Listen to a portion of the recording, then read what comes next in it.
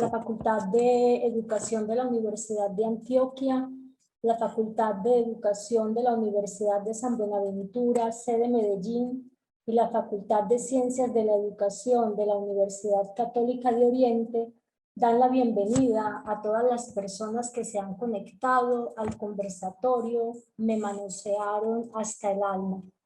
La intimidación sexual como estrategia de disuasión de la lucha social y política. El propósito de este espacio es dialogar en torno a las representaciones simbólicas y los discursos de odio y desprecio sedimentados que hacen de los cuerpos un archivo de la vulnerabilidad sexual exacerbada. Acudo a Butler en su libro Cuerpos aliados y lucha política hacia una teoría performativa de la asamblea, pues en él plantea que las discusiones sobre las manifestaciones populares están enmarcadas por la tensión que existe entre el temor al caos que generan y la esperanza que siembran cuando afirman que es posible un futuro mejor. Estas discusiones, según la autora, ponen en evidencia que la forma política de la democracia y la soberanía popular como principio no siempre convergen. Esto es, las manifestaciones populares cuestionan una forma determinada de hacer política. Estas manifestaciones populares, que son entendidas por la autora como la acción conjunta en la que los cuerpos de los que se reúnen cuestionan aspectos de la política actual, tienen propósitos diversos: oponerse a un régimen despótico o a gobiernos obsesionados con la seguridad, protestar contra el militarismo, contra la injusticia y la desigualdad económica, contra los desplazamientos forzados, contra los daños causados a la naturaleza, contra las violencias en razón del género u opción sexual, entre otras.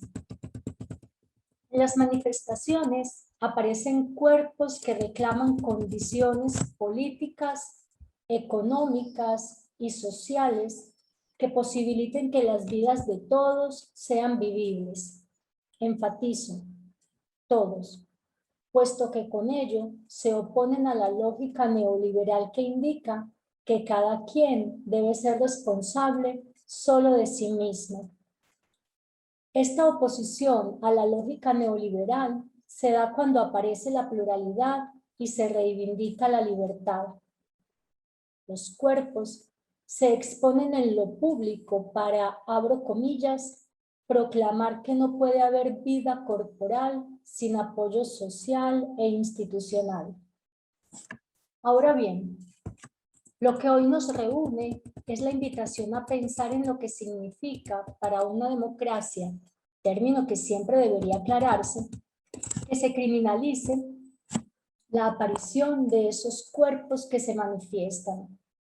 Quede bien claro, todos los cuerpos que aparecen son vulnerables a estas intimidaciones.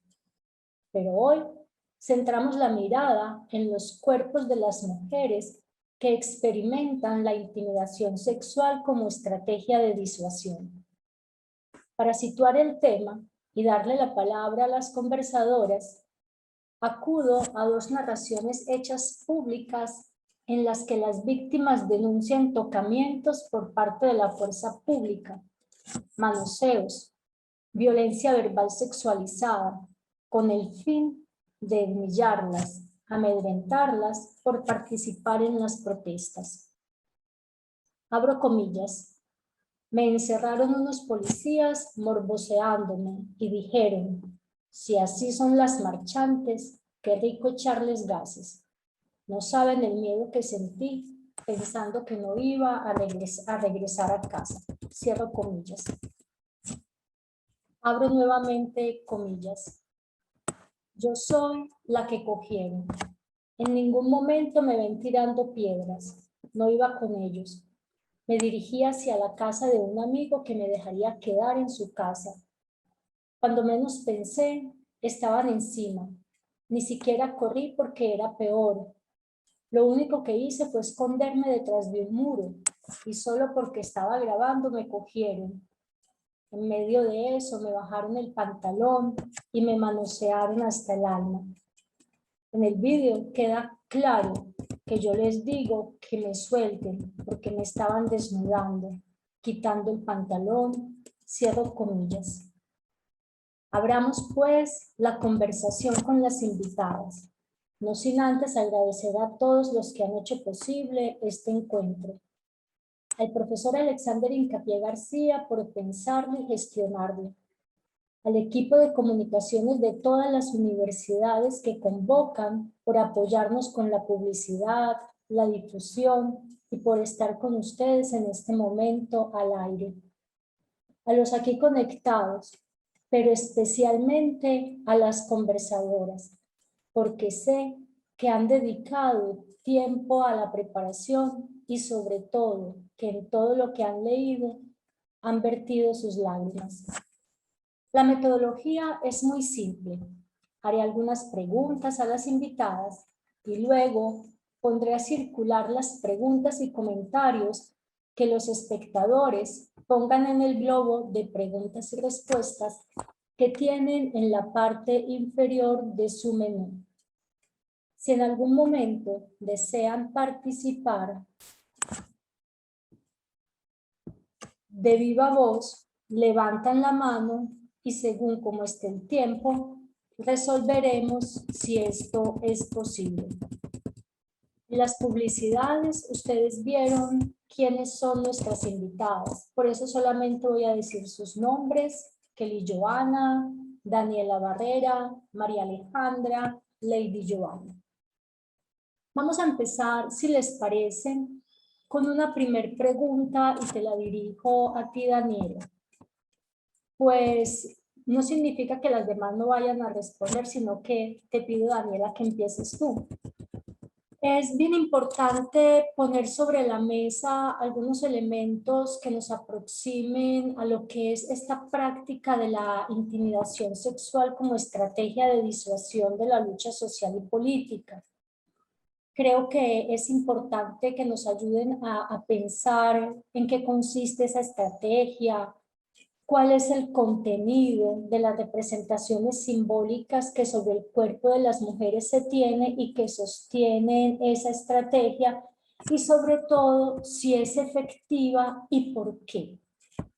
Daniela, bienvenida, y a todas muchas gracias nuevamente por estar acá. Bien, muchas gracias a ti y a todas las personas que participan de este espacio, tanto quienes están en este momento viendo y escuchando como quienes lo han organizado. Bueno, creo que es un tema muy necesario. Ahorita hablabas pues como de las lágrimas que implica la revisión de esto, una realidad que nos atraviesa y que como mujeres la sentimos en nuestro cuerpo colectivo, en nuestro cuerpo político de manera muy fuerte. Y quiero como hablar que, pues como poner como preámbulo que es desde ese sentir pensar que quiero sumarme y que también invito como mis compañeras a que nos sumemos a este espacio. Quisiera traer a colación una arenga que escuchamos mucho en las movilizaciones feministas y es: el Estado opresor es un macho violador. Y creo que pues como la realidad de este contexto nos presenta una imagen clara de esto que la arenga denuncia. Y es que, como lo ha expresado la ONG Temblores, quiero leer textualmente. Dice: la transgresión de algunos cuerpos por parte de la fuerza pública en el marco de las protestas, en especial de los cuerpos femeninos y feminizados, ha pasado a ser una política de represión y corrección estatal. Sabemos que la violencia sexual y la violencia basada en género no es algo nuevo en nuestro contexto. Tristemente, nos encontramos con un escenario de profunda vulneración hacia las mujeres y hacia los cuerpos feminizados de muchas manifestaciones, pero pensar la violencia sexual en el marco de las protestas nos implica prestar atención a varias cosas, y una de ellas es a la práctica sistemática que esta representa. Nos demanda como pensarnos desde ciertos enfoques qué es lo que esta violencia enuncia, y al respecto yo quiero traer algunos elementos que Rita Laura Segato planteaba con respecto a la violación, pero que yo creo que podemos ampliarlo a la violencia sexual en general, y es que es un acto comunicativo.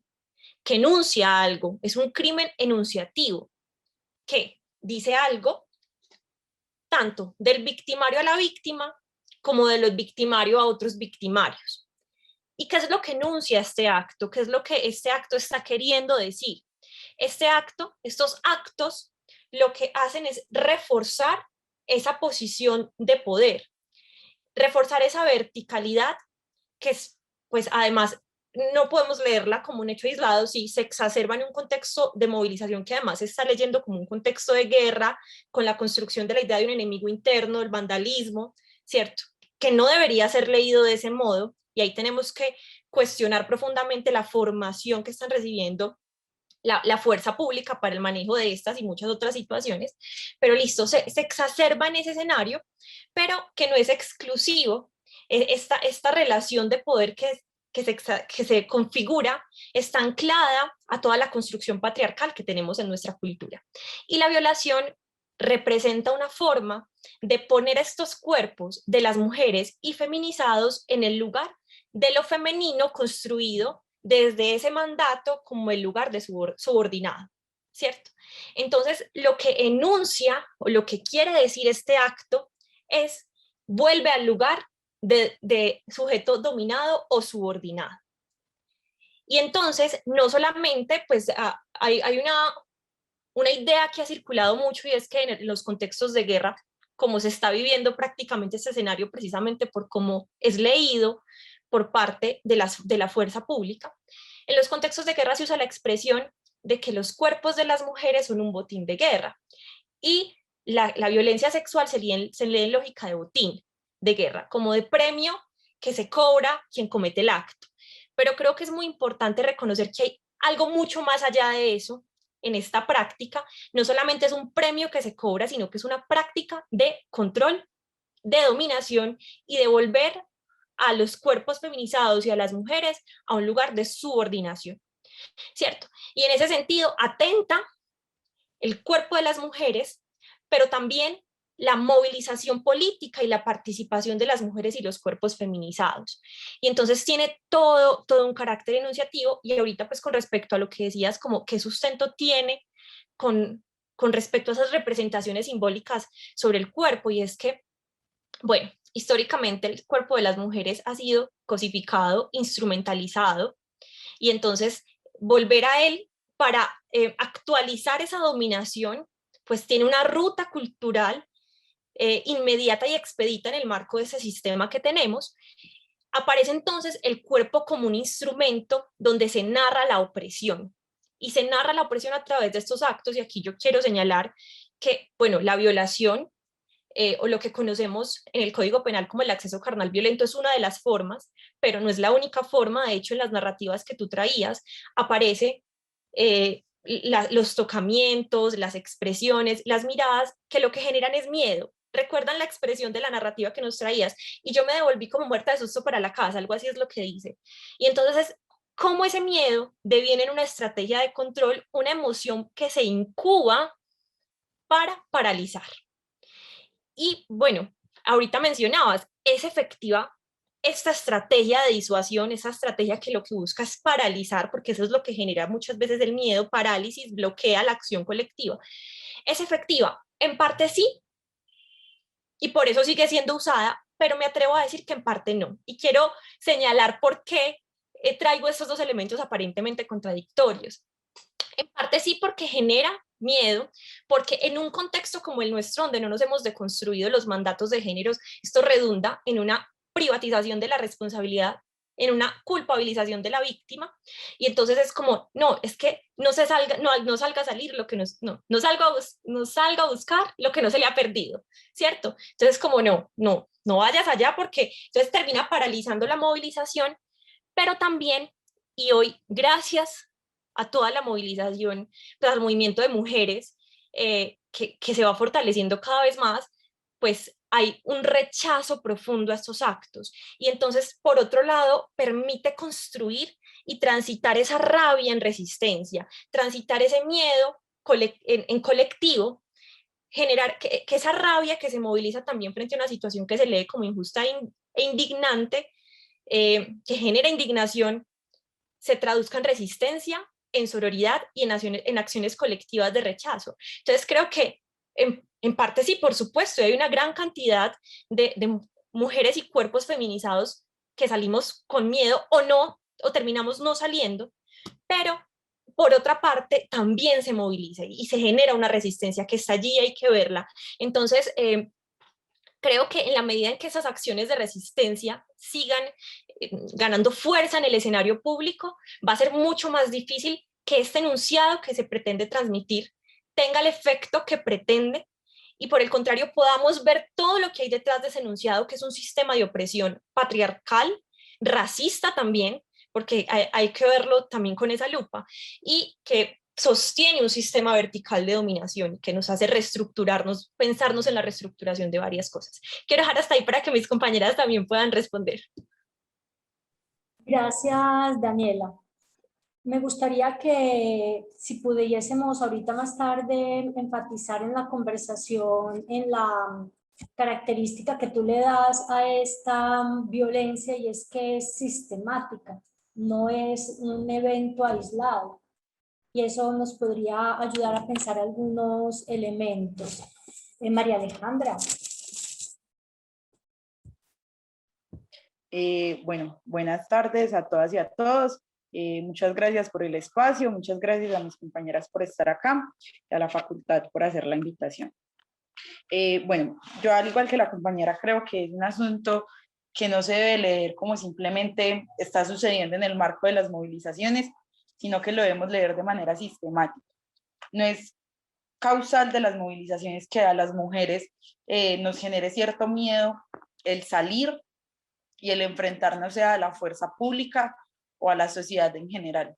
No es de gratis que las mujeres, digamos, para una movilización, para salir a algún lugar, pensemos como con qué ropa me voy, cómo me voy, le debo avisar a mi parcera, a mi parcero que voy a estar en la movilización, porque si bien tenemos un peligro inmanente en estos momentos, digamos, quienes nos estamos movilizando, que es el asunto de cualquier momento me puede dar un gas, me puede dar una aturdidora X, las mujeres cargamos con ese doble miedo y esa doble opresión. El miedo que llamo como doble es listo. Yo sé que en un enfrentamiento o en cualquier momento el SMAT, la fuerza pública, puede llegar a estallar, pero también sé que así como me puede caer una recalzada, me puede caer un motorizado, cogerme en la moto y abusar de mí. Y el abusar de mí no es simplemente el acceso carnal violento, es cómo se expresan, es el cómo me miran, el qué me dicen. Y no solamente viene de parte de la fuerza pública. También se han venido presentando, por ejemplo, hace algunos días venía con una de mis compañeras del colectivo por el estadio, el día que fue una movilización que terminó allí, y un señor, al parecer en contra de las manifestaciones, nos dijo como tan bonitas y en esas. Entonces entender que esa violencia no simplemente la dan el Estado por medio de sus fuerzas públicas en estos momentos para generarnos temor, para generarnos aún más temor del que tenemos las mujeres y el que sigan diciéndonos como ustedes sigan en su posición de sumisas, de calladitas, no luchen, déjenle en eso a los revoltosos, pero no es que nosotras también debemos levantarnos, debemos luchar y debemos empezar a levantarnos no solamente de la consigna del pueblo, sino de la consigna de las mujeres del pueblo, de esas mujeres que hemos sido oprimidas. Entonces, concuerdo 100% que es un asunto sistemático, que no es simplemente de que la fuerza pública diga como a las mujeres tratémoslas así porque les damos más miedo, sino que es una configuración, tanto en hombres como mujeres, que tenemos a nivel social. Tanto en hombres como mujeres que tenemos ya tan calado ese discurso de que a las mujeres nos pueden intimidar con algo tan simple como es una mirada, como es una palabra, como es un gesto, un roce en nuestra piel. Entonces es un discurso que ya está tan calado que simplemente lo que hacen estas instituciones es usarlo a su favor, como lo hacen muchas otras instituciones. Sucede en la universidad, sucede en los trabajos, sucede que el profesor se cree con el poder de acosarnos simplemente porque es el profesor y nos puede poner por debajo. Lo mismo hace la fuerza pública. Y también entender que este tipo de violencia no viene por parte simplemente de los agentes hombres, sino que también viene por parte de agentes mujeres. ¿Cómo es posible que en algún momento hace algunos días violaron a una nena en un CAI en Bogotá y las mujeres eran las que estaban teniendo la puerta para que las otras personas que estaban en ese CAI no se dieran cuenta. Entonces, ver que esa configuración es simplemente que la usen las instituciones y los hombres a su favor, sino que es una vaina de que ya el sistema lo tiene tan calado, que sabe que en cualquier momento, con cualquier institución, bajo cualquier circunstancia, pueden usar a su favor el asunto de degradar nuestros cuerpos, degradarnos a nosotras como mujeres por el hecho de ser mujeres. Entonces ahí, hace días hablábamos como, listo, ¿cuáles son los miedos que tenemos las nenas de salir? Porque muchas nos decían como, es que así, a mí sí me gustaría caer a las movilizaciones, pero es que me da miedo de la fuerza pública, me da miedo que me toquen, me da miedo que me violen. Pero como también vamos rompiendo con esos miedos, también de cuidarnos en colectivo y entender que el cuidarnos en colectivo no es una vaina que debamos hacer una barrera a las mujeres, sino también cómo empezamos con nuestros compañeros, porque en el movimiento social también se ve el tema de que yo prefiero no parchar con este colectivo, yo prefiero no trabajar en este barrio, porque sé que ahí en ese parche camellan parceros pelados que también han sido acosadores. Entonces, también como esa disuasión política no sea simplemente del Estado o del gobierno, o es instituciones estatales, gubernamentales, sino que también sea a nivel social, que es una vaina que no debemos entenderla como, no, se dieron cuenta de eso, entonces lo usaron, sino que es una vaina bien calada en nuestra sociedad. Entonces, como mujeres que levantamos la bandera, ¿cómo hacemos para romper esos miedos? Y no solamente romperlos nosotras, sino cómo hacemos para que nuestras compañeras más nuevas que van llegando los rompan, cómo van entendiendo el problema de que no es el hombre por ser hombre, sino que es el hombre y la mujer por estar en un estado netamente machista y patriarcal. Entonces, ¿cómo le vamos haciendo para romper esos miedos? Y también cómo vamos trabajando de la mano de nuestros compañeros para ir también mejorando como esos elementos que como mujeres debemos cambiar, que debemos pensárnoslas con nuestros compañeros. El hecho de que muchos digan como, hace días en un grupo de APH el que pertenece a un pelado dijo como, no, que vayan las nenas adelante porque el SMAT no les tira. Y yo me quedé como así, pendejos, y también nos tiran, o sea, es que el SMAT no va a ver que somos mujeres o no. Pero también hace días, el viernes, iba a recoger un herido y uno del SMAT dijo como, no, esperen, son niñas. Entonces nos dejaron recoger el herido, pero a un pelado que había al lado del herido sí le tiraron por ser hombre. Entonces empezar a entender que no es simplemente que la institución haya hecho una lectura de la sociedad y de la cotidianidad de las mujeres y haya dicho como se haya sentado con todas y con todos y haya dicho como vamos a hacer esto con las mujeres para que no salgan, ¿sí?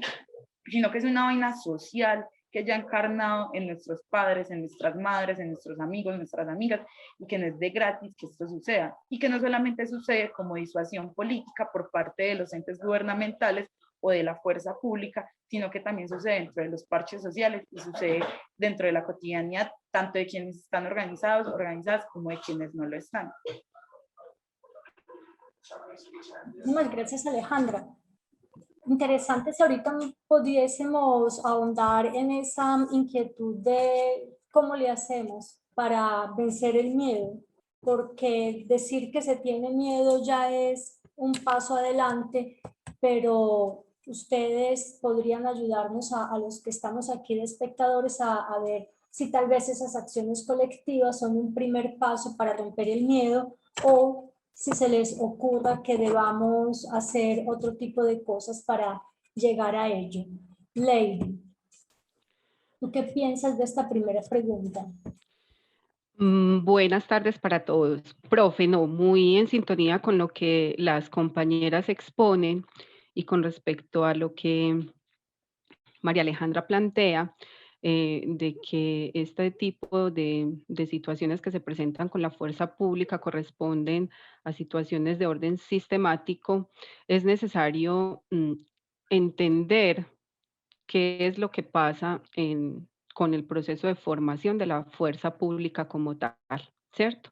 Y que dentro de ese proceso de formación de la fuerza pública no se alcanza a identificar que dentro del marco de la protesta social, el que protesta, el que marcha, sea considerado un ciudadano al que hay que garantizarle sus derechos, sino que se va convirtiendo en lo que ella misma planteaba como ese enemigo interno que hay que terminar acabando, ¿cierto? De alguna manera. Entonces, eso implica que es necesario y urgente que se dé una reestructuración de la formación de la fuerza pública, ¿cierto?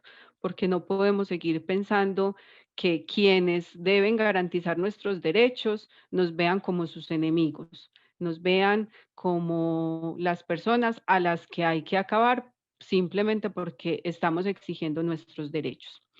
Eso por un lado, y por otro lado, con respecto también a lo que María Alejandra planteaba sobre si es efectiva o no es efectiva esta estrategia, me parece muy importante que ella ponga las dos respuestas y que ella diga, no, no, no es tan efectiva, todo lo contrario, ha hecho que las mujeres tomemos fuerza, que nos juntemos, que salgamos con más, digamos, con más optimismo a demostrar que existimos, que sentimos y que exigimos que se nos vea y que se nos reconozca como sujetos de derecho y sujetos políticos.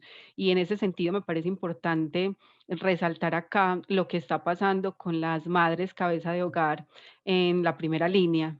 Me parece que es eh, como romper esos paradigmas que han tenido las mamás por generaciones de que los hijos se tienen que cuidar dentro de la casa y resulta que es que nos están matando los hijos en la calle y entonces las mamás se tienen que movilizar, se tienen que ir a la calle a buscar esa protección de esos hijos porque el gobierno los está acabando. Entonces, en ese sentido me parece que es importante identificar que si bien es cierto, ellos quieren invisibilizarnos, amedrentarnos, también nuestra labor como mujeres políticamente activas es todo lo contrario, es seguir luchando por nuestros derechos, es seguir luchando por nuestro espacio en la sociedad.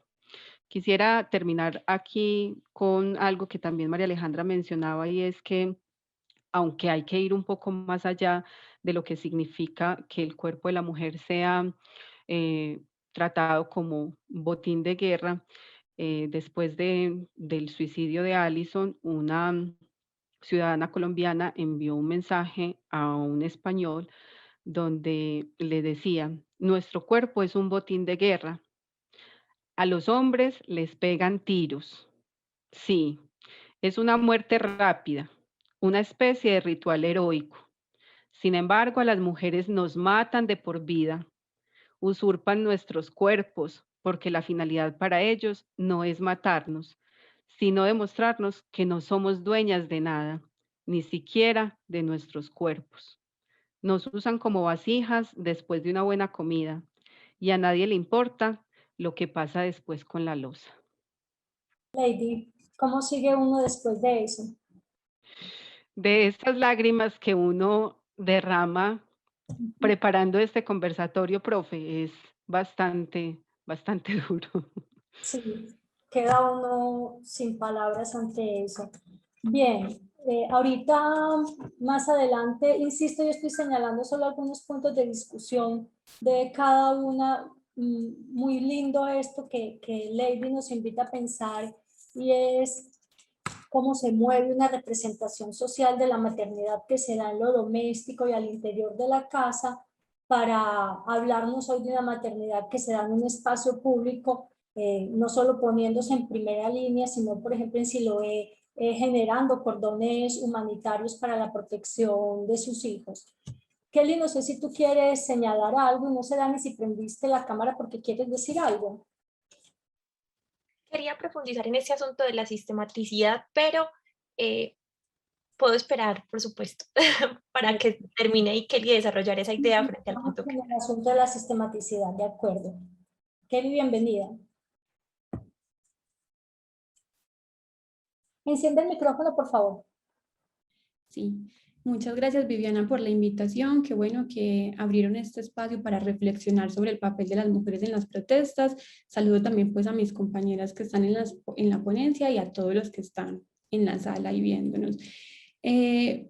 para empezar haciendo una introducción, esta intimidación sexual contra las mujeres hace parte de una de las múltiples estrategias que el Estado usa para disuadir la protesta, es decir, hace parte de usar armas de fuego, como lo está haciendo indiscriminadamente contra los protestantes, usar estas armas de no letalidad de forma horizontal y no parabólica como se debe hacer, las lesiones oculares, y bueno, lo que quería profundizar es que esta violencia contra la mujer o por la condición de género se da de manera diferencial a los otros tipos de violencia que el Estado usa contra los manifestantes. Es un trato diferencial porque las mujeres son objeto de insultos, de agresiones sexuales, de desnudamientos forzados, de tocamientos. Es decir, que las mujeres vivimos o viven porque, bueno, desafortunadamente yo en ese momento pues no he podido participar en las protestas porque vivo en el exterior, viven la protesta de forma diferente. Ellas tienen que utilizar una gama de estrategias diferentes para poder sortearla. Estar en la protesta es peligroso, pero para las mujeres es doblemente peligroso. Ellas tienen que pensar, es que no me puedo devolver para mi casa sola, es que a lo mejor tengo que pagar un transporte público más costoso, no puedo andar en la noche, tengo que darle un papelito a mi amiga con, como estaban comentando en un periódico, con mi nombre y mi tipo de sangre en caso de que esté herida o me rapten. Y pues en cuanto a esto, para profundizar un poco el planteamiento que estaba haciendo Daniela sobre la tesis de Rita Segato, de que o sea, la violencia que se ejerce contra las mujeres, el cuerpo de las mujeres se toma como campo de batalla y el arma es esta violencia sexual que se ejerce contra el cuerpo de las mujeres. Rita Laura Segato nos dice que esto es esta forma de violencia contra las mujeres, siempre ha habido violencia contra las mujeres en las guerras, es decir, en las guerras contra los estados siempre era el país que ocupaba, llegaba a violar o a inseminar a las mujeres, pero a partir de mitad del siglo XX, el cambio en las guerras, es decir, que no se da entre estados, sino que más bien se da entre un estado y una facción beligerante al interior o entre facciones beligerantes al interior del país, cambian el papel de las mujeres que tienen en las guerras, es decir, ya no son el botín, sino que son el objetivo estratégico de las facciones beligerantes. Cuando digamos que se tortura o se abusa del cuerpo de la mujer, es una forma de inscribir, es que yo tengo este poder, yo estoy ganando la guerra, porque precisamente se ensañan con estas personas frágiles, estos cuerpos frágiles, y de alguna manera también desmoralizan a esa facción porque no pudieron protegerlos. Y esto para mí también es lo que está pasando en las protestas, o sea, no, tal vez siguiendo los protocolos de derecho internacional no estamos en una guerra interna, pero el gobierno le está dando un tratamiento de una guerra interna, está desplegando todas las fuerzas militares, está pues comprando armamentos de una forma estrepitosa. Ayer en el informe que la ONG Temblores le entregó a la CIDH aparecía que el arma Venom no se había utilizado en Latinoamérica y le costó 445 millones de pesos al país, y que además cada vez que la accionan vale 8, o sea, accionarla vale 8 millones de pesos.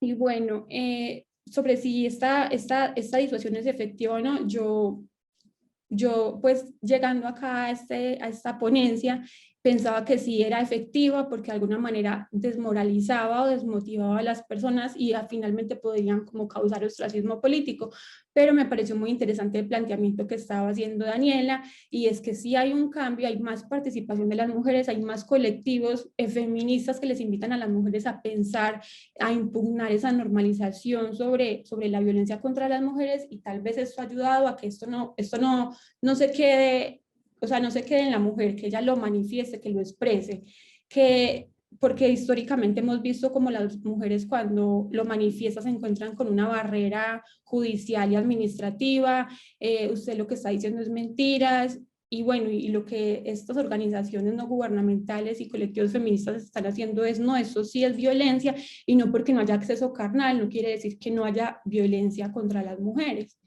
Muchas gracias, Kelly. Más adelantico pensamos un poco ese efecto desmoralizador de aquel que no puede proteger a quien parece ser debe ser protegido según las representaciones sociales que tenemos. Daniela, su merced iba a hablarnos un poco de lo que significa que esta es una violencia sistemática, no es un caso aislado, no es una manzana podrida, sino que parece ser sistemática desde la comprensión que tú tienes de la misma. Sí, bueno, yo quisiera, a propósito, resonando con lo último que han traído todas, y es esa resistencia que se mueve. Yo no me canso de repetir esta frase de la canción Sin Miedo, y es: nos sembraron miedo, nos crecieron alas. Y creo que, pues, particularmente en este momento, hay un movimiento enorme en todo Colombia, pero particularmente en el movimiento de mujeres, que no estamos dispuestas a aceptar ese ejercicio pedagógico, si es que puede llamársele de esa manera, del terror que se quiere instaurar a través de estas prácticas. Quería como señalar eso e ir un poco a lo sistemático. Al margen de la protesta, la violencia sexual no es un asunto nuevo de nuestra fuerza pública, ¿cierto? De hecho, creo que si hay mujeres, cuerpos feminizados aquí escuchándonos, sabrán lo que se siente pasar a un lado de hombres uniformados, lo que eso representa en términos de un montón de agresiones que se experimentan, miradas, expresiones, gestos que constituyen una situación, generan una sensación de amenaza y riesgo. De hecho, en los años 2017, 2018 y 2019 se registraron 241 hechos de violencia sexual cometidos presuntamente por la fuerza pública, de los cuales 139 fueron cometidos por las fuerzas por la fuerza militares y 102 por la Policía Nacional. O sea, no estamos hablando de un asunto nuevo, y ahí pues lo que planteaba ahorita Lady con respecto a la necesidad de reestructurar, pero una reestructuración profunda y real, o sea, no un cambio de uniforme, ¿cierto? Esto es un asunto que es profundo. Ahora, ¿qué observamos en el marco concretamente de la movilización que tiene este contexto que ya ahorita indicamos? Hay unas prácticas que se repiten: llevar a las víctimas a lugares aislados, aislarlas de su grupo, y son actos que se cometen en presencia de otros, por ejemplo, otros miembros de la fuerza pública, que o participan del hecho o están viendo de manera cómplice estos hechos. Y pues ahí nuevamente Rita Laura Segato, que yo siento que a nivel latinoamericano nos ha aportado a entender mucho la violencia sexual, ella nos habla acerca de la cofradía masculina, y es que muchas veces estos actos no se dan en solitario, precisamente se suelen presentar en colectivo, o sea, grupos de hombres violando mujeres, o cuerpos feminizados, porque allí se genera un asunto también hay un asunto que se enuncia en términos de reforzar el mandato de la hombría, que es un enunciado que se dirige a estos otros, ¿cierto?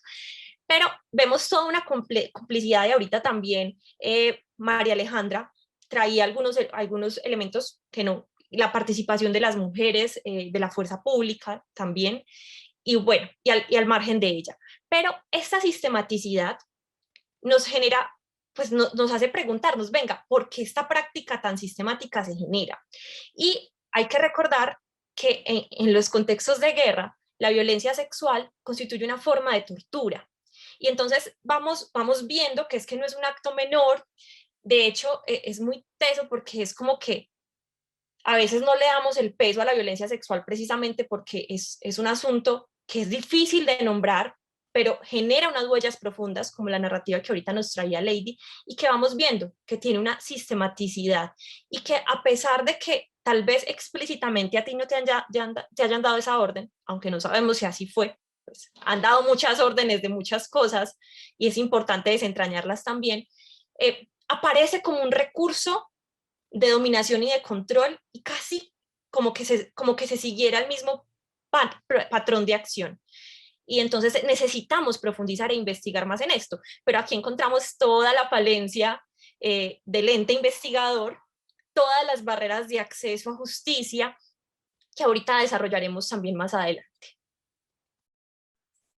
Esta mañana leía la expresión de unas mujeres del Meta que estaban intentando pasar y debieron escuchar algo así como: déjelas pasar y hágales lo que quieran. No sabría, Daniela, si eso es una de las órdenes a las que haces referencia. De manera muy rápida voy a sintetizar esta primera pregunta para pasar a la segunda. Tenemos entonces que esta es una estrategia sistemática. Se nos invita a preguntarnos por qué es lo que enuncia, cuál es el poder que está reforzando y hacia dónde quiere reconducir a esta mujer que se atreve a ocupar el espacio público para reclamar sus derechos y los derechos de los otros. Cuando este cuerpo de la mujer es violado o abusado, manoseado, mirado de manera inadecuada, se está hablando entonces de un cuerpo que se cosifica, que se toma como premio y se ejerce sobre él un ejercicio de control y de dominación. Efectivamente, las mujeres tenemos miedo de salir a marchar, sin embargo, en los colectivos hemos encontrado la fuerza necesaria para vencer el miedo. Ese vencer el miedo es una tarea que todavía tenemos, no es algo que simplemente se diga o se hace cuando uno sale, sino que implica procesos de mayor trabajo a nivel cultural, puesto que parece ser no es una cosa de este momento, sino que venimos desde hace tiempo atrás, perdón, cargando con ciertas situaciones que ya nos dejan ese miedo instalado en el cuerpo.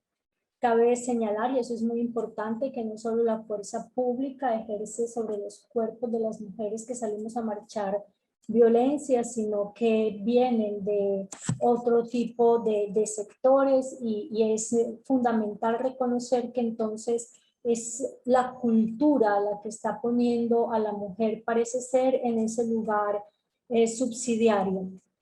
La pregunta por cómo se está formando a la fuerza pública, si se les forma para que nos reconozcan como ciudadanos en ejercicio o si se les forma para que piensen que nosotros somos sus enemigos.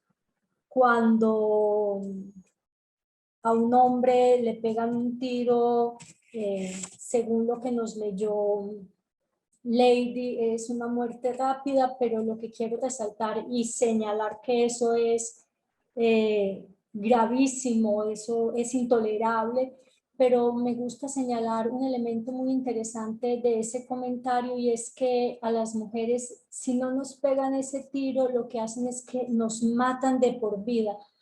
¿Qué significa eso de que nos matan de por vida? Para pensarlo en nuestras reflexiones, sale en esta primera pregunta esa maternidad que también se da cuidando a los hijos en el espacio público y la violencia entendida como tortura que aún no se nombra. Se me ocurre pensar que si nos cuesta aún nombrar esa violencia, tal vez son más los casos que hay de los que tenemos noticia, de los que, perdón, no tenemos noticia.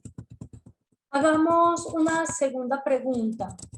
Esta puede ser incómoda y es que finalmente no es un secreto para ninguna de las personas que estamos aquí y para los que luego reproduzcan el video. No es un secreto que muchas personas pueden justificar esas prácticas de intimidación sexual. Pueden estar diciendo expresiones como es que ellas deben quedarse en la casa no les pasa nada, salieron a buscar, como decía Daniela, lo que no se les perdió, si se hubieran quedado aquí no les hubiera sucedido y ellas son las que provocan además esas agresiones porque están desafiando la autoridad. Quisiera escuchar qué análisis pueden hacer ustedes de esas expresiones que seguramente han escuchado muchas de las mujeres que hemos salido a marchar y que llegamos a la casa con alguna experiencia para contar. Profe, yo quiero tomarme la palabra primero, en primer lugar, y es porque esta situación es una situación que a mí en particular me pasa.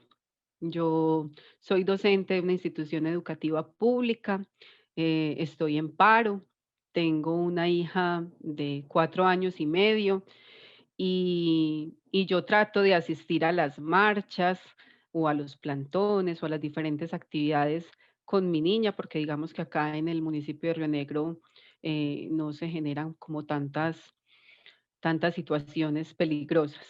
Sin embargo, para mí ha sido muy doloroso y se lo comentaba a usted en otra ocasión, escuchar por parte, por ejemplo, de mi madre decir, es que si los policías las cogen, que les hagan lo que quieran porque ellas se lo están buscando, ¿para qué se van por allá? Yo le decía, mamá, por Dios, yo voy a las marchas, yo voy con mi hija, con tu nieta, pues, ¿cómo se te ocurre decir eso? Ah, es que usted es una irresponsable y bueno, ¿cierto? Entonces, es empezar, es entender que de todas maneras hay una brecha generacional que ha permitido, gracias a la educación, sobre todo a la educación superior, la visión que nos da la universidad de esa labor que tenemos las mujeres como sujetos políticos y que es nuestro deber también estar allí luchando por los derechos de todos. Entonces, esa disparidad, digámoslo así, en la comprensión que tienen nuestras mamás que creen que la mujer se tiene que quedar en su casa, que ese es el lugar donde están seguras y que incluso creen que las hijas también, cuando sabemos que en muchas ocasiones ni siquiera la casa es un lugar seguro para las mujeres, todo lo contrario. Entonces, entender que eso suceda es realmente seguir pensando o seguir reforzando la idea de que en la sociedad pareciera que todo el mundo es dueño de nuestro cuerpo, menos nosotras mismas. Es decir, si tú sales en determinada hora de la noche, te estás exponiendo, te lo estás buscando. Si tú sales con determinado tipo de escote o de ropa, te lo estás buscando. Es como si todos esos elementos le dieran el poder al hombre, al otro, incluso a la fuerza pública, a apoderarse de nuestros cuerpos. Entonces, es muy importante que entendamos que hay que cambiar un poco esa mentalidad, creo que lo estamos haciendo, pese a que uno diría que con tantos movimientos de lucha de las mujeres debería ser un poquito más abierta esa concepción, pero bueno, paulatinamente se está logrando y es poder ver que se nos reconozca a nosotros con un rol diferente en la sociedad y que tenemos que salir a las calles y que es allí en las calles donde la mujer empieza a aparecer. Como diría Judith Butler, es en la calle donde se da ese derecho a la aparición de las personas, en este caso de la mujer, y, y que no es en la casa, en ese lugar privado donde tenemos que quedarnos porque simplemente estamos relegados a ello. Muchas gracias, Lady. Ahorita hablamos un poco sobre que el hogar tampoco es un lugar tan seguro como parece ser. No sabría, María Alejandra, si tú nos quieres ayudar con esta segunda pregunta en torno a lo que justifica, parece ser, esto que acontece con expresiones como las que acabamos de escuchar o como la que Lady nos comparte también que le han dicho por irresponsable salir con su niña de 4 años a marchar.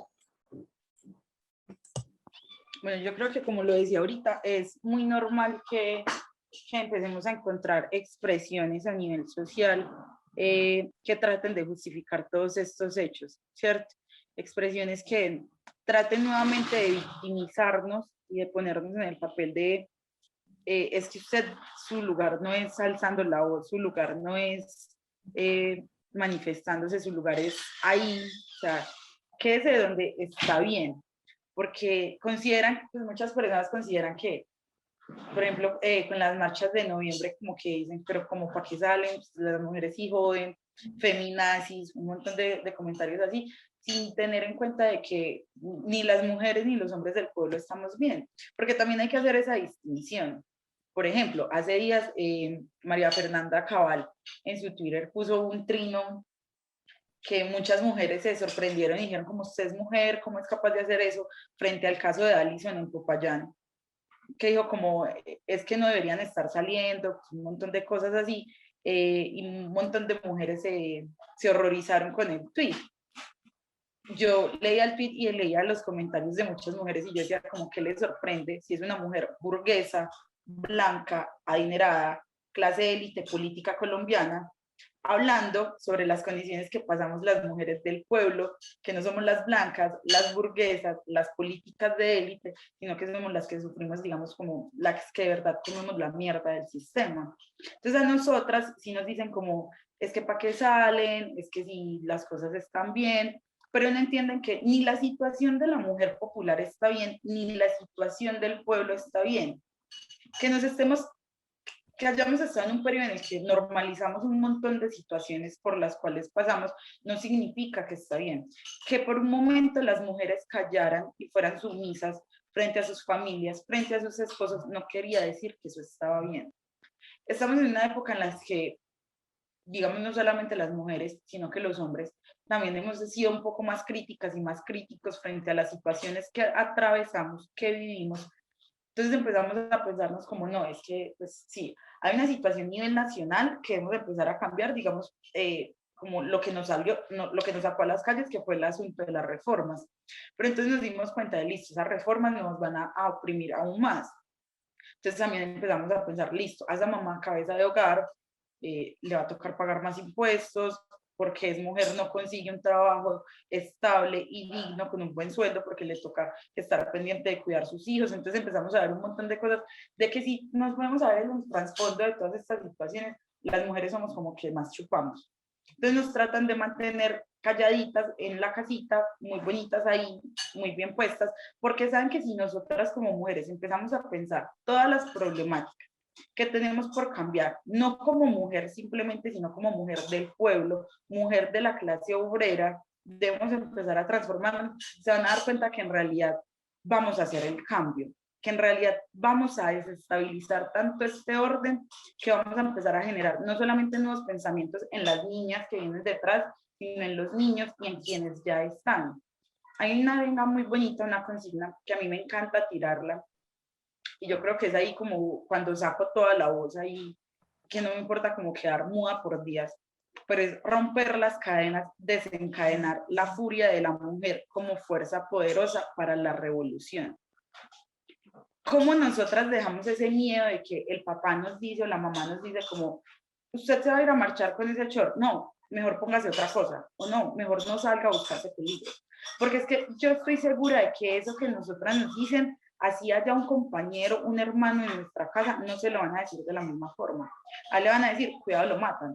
A nosotras que nos dicen, cuidado, la violan, pero también nos pueden matar, y a los compañeros también los puede violar. Entonces, como esa construcción que decía ahorita, sistemática, ha tejido toda una configuración en el discurso que trata de poner a la mujer por debajo, y en ese por debajo de callarla, de sumirla aún más en eso de no luche.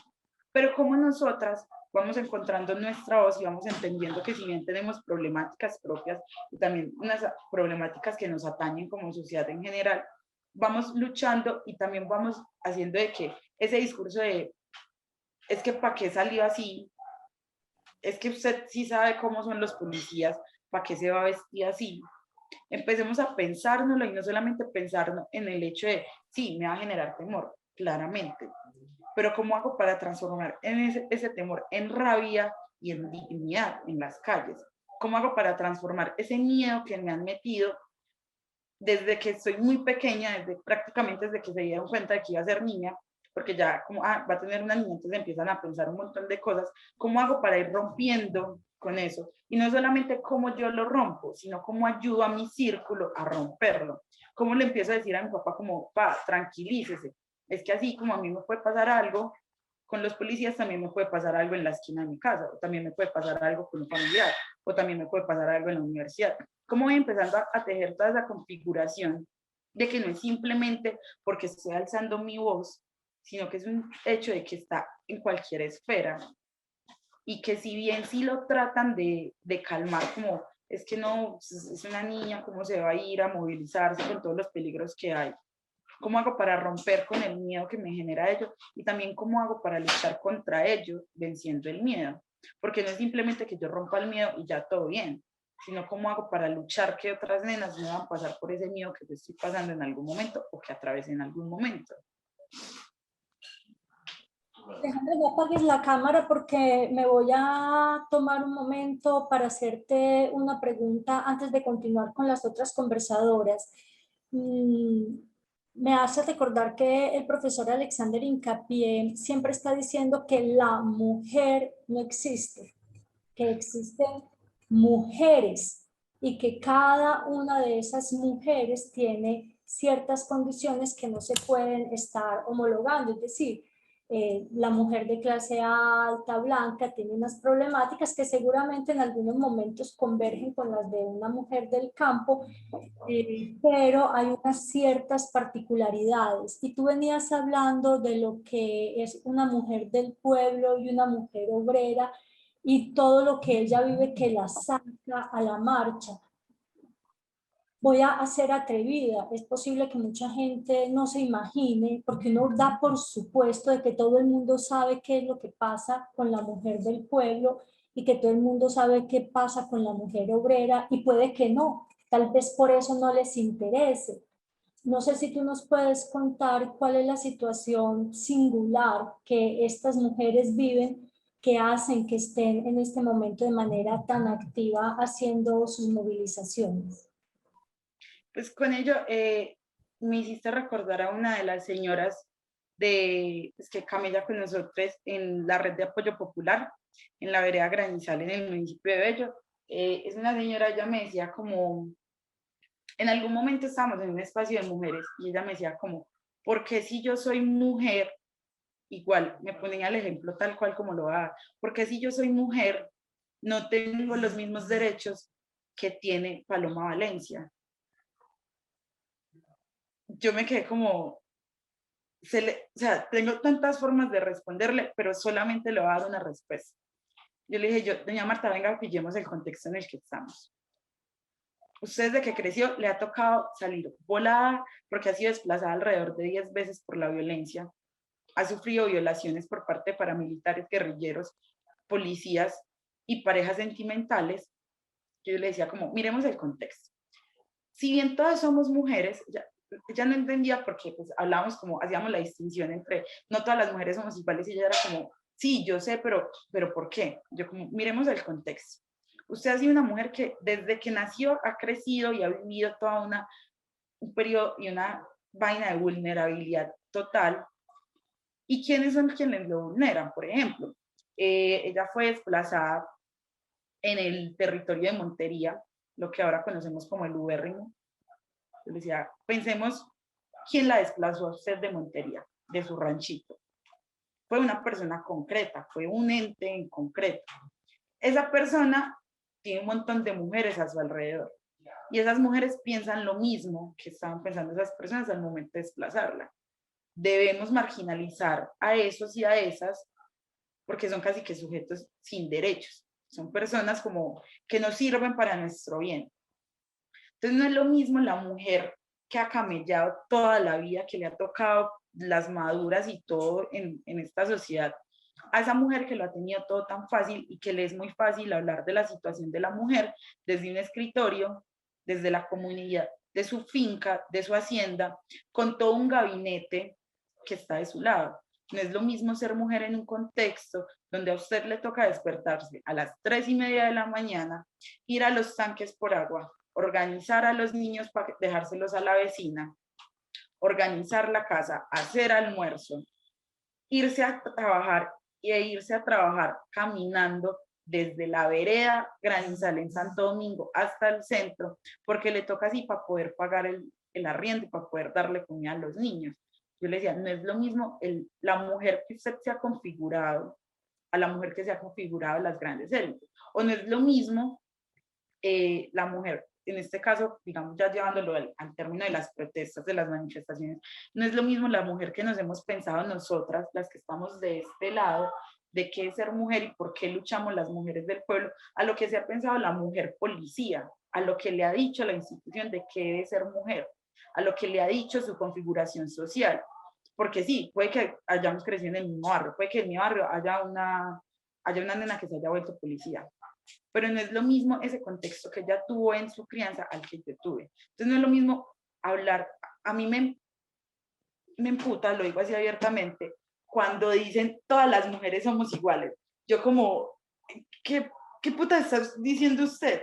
¿Cómo va a ser lo mismo la patrona que está explotando a mis compañeras, a las señoras con las que camello en el comedor en la vereda? ¿Cómo carajos va a ser lo mismo? En términos biológicos no me lo niego. Digamos que todas nacemos mujeres con los términos biológicos, se supone. Quizás algunas con los niveles hormonales más descontrolados que otras, X. Pero en términos biológicos, sí, no lo alego ahí.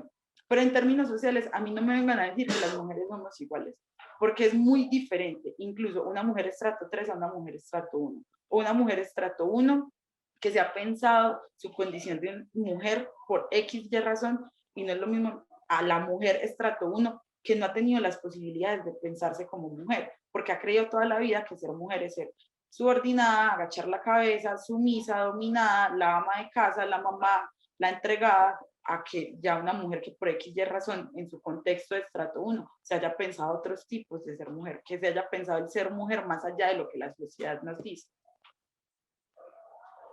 Muchas gracias, Alejandra. Me hiciste recordar un manifiesto del feminismo negro que hay por ahí, que dice que muchas mujeres blancas, profesoras universitarias, pueden hablar de feminismo porque tienen en su casa mujeres negras que les están lavando los calzones.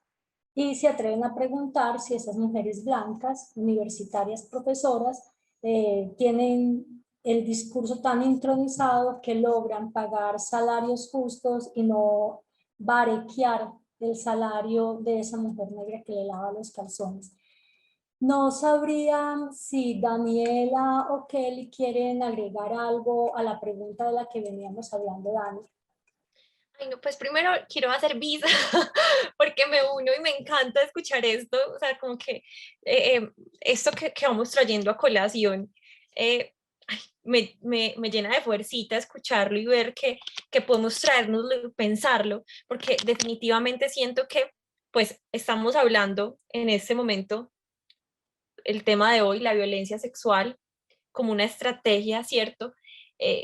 Casi que como una estrategia general, pero tendríamos que pensar cómo esa estrategia ampliamente la violencia policial y más ampliamente la violencia sexual y la violencia basada en género impacta diferencialmente a las mujeres, ¿cierto? En función de todo lo que la perspectiva interseccional nos trae, ¿cierto? Y sería muy valioso poder escuchar, por ejemplo, cómo es la experiencia de las mujeres indígenas y poder dialogar con esa experiencia que de seguro nos va a traer otros puntos que se nos pueden perder de vista. Bueno, quería mencionar esto, insistir en el asunto de la normalización y que yo creo que, por ejemplo, aquí hemos señalado la posición de mujeres que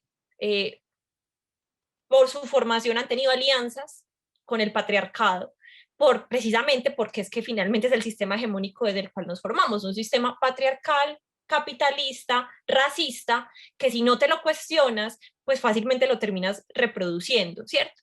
Pero bueno, esta normalización es muy, muy amplia e impide reconocer, primero, que lo que pasa es un hecho violento, incluso muchas veces posiblemente el subregistro de denuncias frente a los casos de violencia sexual y de violencia basada en género en el marco de la movilización debe ser inmenso ese subregistro, porque muchas situaciones pasarán de largo y entonces recordamos cuando salimos a marchar, aquí esto, aquí aquello, y nos damos cuenta que donde contabilizáramos esas situaciones tendríamos unas cifras alarmantes. Lo que pasa es que son prácticas que están súper normalizadas, ¿cierto? A eso le sumamos que todas las barreras que tenemos para reportar estos casos, no solamente en las instituciones competentes, de comillas competentes, porque por todo lo que sabemos de recibir y procesar las denuncias, sino también en otros medios. O sea, ahorita lo decía Kelly, creo que era, o Lady, lo complejo que es, no lo decían, bueno, lo complejo que es poder romper el silencio y hablar de estos casos. Pero entonces está la normalización y otro asunto muy fuerte y es la justificación. Y aquí yo quisiera aportar un elemento conceptual que es la violencia cultural. Los hechos de violencia de violencia sexual, de violencia física, de lo que un autor, Johan Galton, ha nombrado como violencia visible, se sostienen y se justifican sobre sistemas de creencias, valores y formas de ver el mundo que los legitiman, ¿cierto? Entonces, claro, este triple sistema de opresión capitalista, patriarcal y racista, en conjunto, sostiene todas estas prácticas y necesitamos verlo porque tiene un poder real sobre la forma en que vivimos estos hechos, sobre el lugar social que le damos a estos hechos. Como les digo, algo tan sencillo como poder reconocer que esta experiencia que viví en la calle constituye una forma de violencia basada en género, pero ni siquiera puedo verlo a veces porque está tan normalizado por ese sistema que se me borra.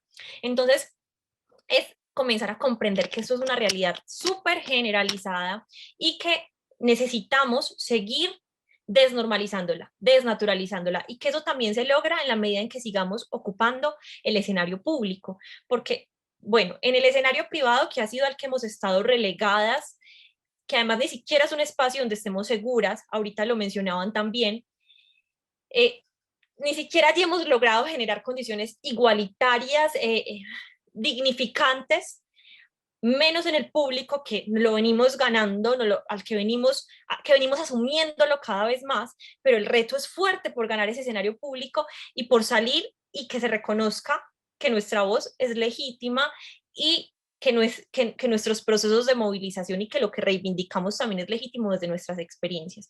Entonces, bueno, quería traer ese asunto. Gracias, Daniela. Kelly, ¿tú querías agregar algo al respecto de este tema? Prende el micrófono. La verdad es que escuchándolas y leyendo todos los testimonios de estas mujeres, es que deberías estar cocinando, deberías estar en la casa, pues se queda uno sorprendida y uno se cuestiona eso, qué derecho tienen ellos como para amedrentar. Es como si tuvieran el derecho de castigar a las mujeres por ocupar el espacio público. O sea, constantemente lo mencionan en todos los ataques que le hacen a las mujeres. Y me parece pues que, como ya mencionaron mis compañeras muy bien, estas manifestaciones son como que son machistas, que le otorgan a la mujer el espacio doméstico, privado, de cuidados, de estar en la cocina, y este machismo está tan, digamos, arraigado en ellos que pues que lo siguen, o sea, que es repetitivo y prácticamente se puede ver en todos los casos que hay de violencia contra la mujer. Cuando te escuchaba, Kelly, pensaba que tal vez no sería tan problemático la ocupación del espacio público si en él nos comportamos de manera juiciosa. Pero como estamos hablando de manifestaciones públicas, es decir, no estamos operando bajo las lógicas de la ley de cuotas y todo lo que allá acontece, que puede ser muy criticable, podría por ahí haber una pista para la reflexión. Son las 3:13 y yo quiero que las personas que nos acompañan tengan la oportunidad de conversar con ustedes. Por eso voy a hacer una última pregunta y les voy a pedir que sean sucintas. Eso no significa superficiales, significa concretas. En torno a la última pregunta, porque una de las que tenía es cuál ha sido la respuesta del sistema de administración de justicia y del Estado, pero de alguna manera ya hemos dado ciertos visos, o me ha parecido a mí escuchar que si uno va a revisar los datos, no están apareciendo. Si no están apareciendo, es posible que tengan miedo o desconfianza, o que el peso de la cultura le indique a la mujer que es mejor no decirlo. Es mejor quedarse callada frente a la violencia que se ha ejercido sobre el cuerpo y no llegar a la casa a contar. O ir a una fiscalía para que le digan, ¿y usted salió así?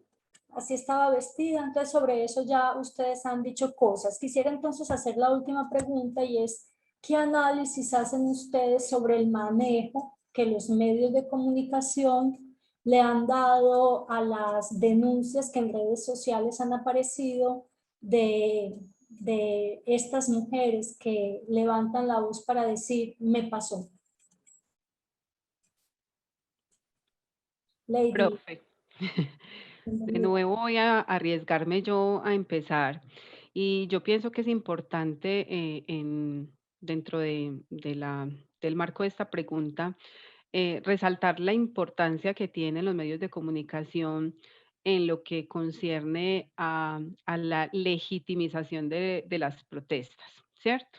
Digamos que de alguna manera con la información que ellos están circulando, generalmente lo que están haciendo es avalando o no lo que está sucediendo. Y yo creo que ahí es necesario que empecemos a identificar, no sé cómo llamarlos, yo diría que los medios de comunicación tradicionales, a los que, entre comillas, tradicionales, que digamos que son los que mayor poder económico tienen en nuestro país, cómo ellos lo que hacen a través de sus medios, de su comunicación, de su información, es tratar de justificar el accionar de la fuerza pública, ¿cierto?